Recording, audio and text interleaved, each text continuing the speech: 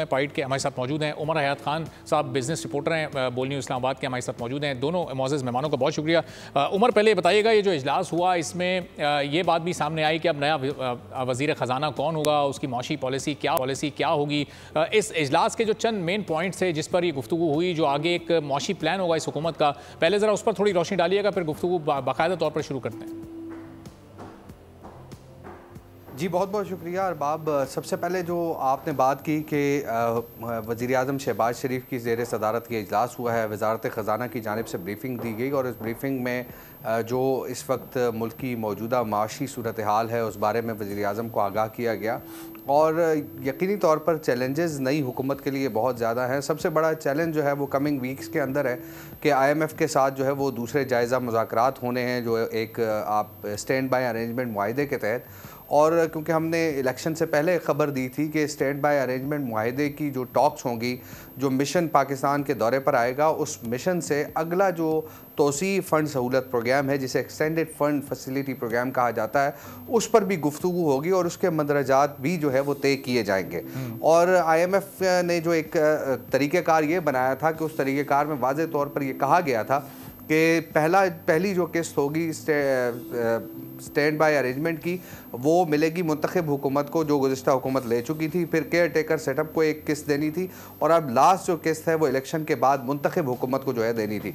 तो अब वो मुंतखब हुकूमत के साथ इस माह के आखिर में जैसे ही जो कैबिनेट है फ़ाइनल हो जाती है, अब वज़ीर ख़जाना हैं, तो उसके बाद फिर एक जो है वो मुज़ाकराती अमल जो है वो शुरू होगा। लेकिन इस वक्त तक हमें जो वज़ीर-ए-आज़म शहबाज शरीफ की बॉडी लैंग्वेज ये नज़र आ रही है कि उन्होंने एक फुल फ्लैज वज़ीर ख़जाना इस ज़िम्न में वो तैनात करने से शायद गुरेज़ा हैं और वो IMF के साथ मामलात या फिर दीगर जो मामलात हैं उनको ख़ुद उसको मॉनिटर करना चाह रहे हैं।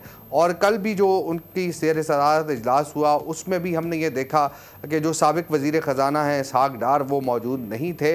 और इसी तरह अगर देखा जाए तो दूसरे जो अफराद हैं वज़ारत ख़जाना से वो मौजूद थे, बल्कि एक जो जिनके बारे में ये चेमगोइयाँ की जा रही हैं कि उनको मुशीर ख़जाना लगाया जा सकता है, तो वो उस इजलास में मौजूद थे।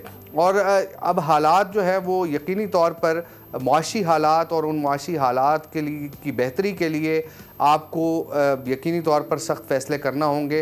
अब जो वज़ीर-ए-आज़म ने कल बात की कि सरकारी इदारों के नुकसानात हैं और उन इदारों की निजकारी की ज़रूरत है, उनके नुकसानात को कम किया जाए। अब जो रिपोर्ट्स है सरकारी इदारों के नुकसानात की, वो तकरीबन ये बता रही है कि 700 अरब रुपए से ये नुकसानात जो है वो बढ़ चुके हैं। इसी तरह आपके बिजली और गैस के शोबे का जो सर्कुलर डेट है वो भी तकरीबन 5000 अरब रुपए जो है वो क्रॉस कर चुका है।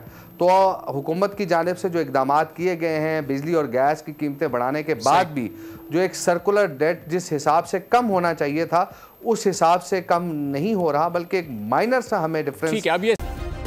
सब्सक्राइब करें और बेल दबाएं ताकि कोई खबर रह न जाए।